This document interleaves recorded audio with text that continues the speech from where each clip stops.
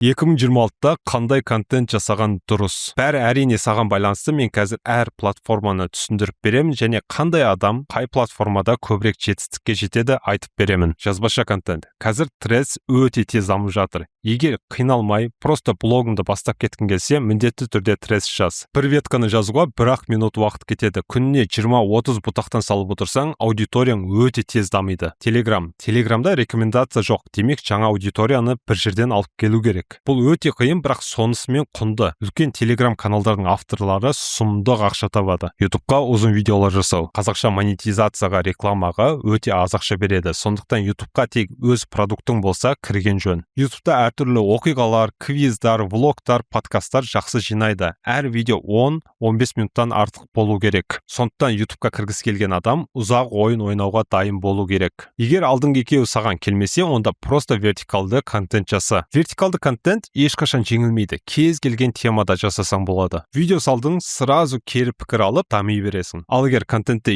арқылы жасағың келсе, менің тегін Telegram ботыма өт.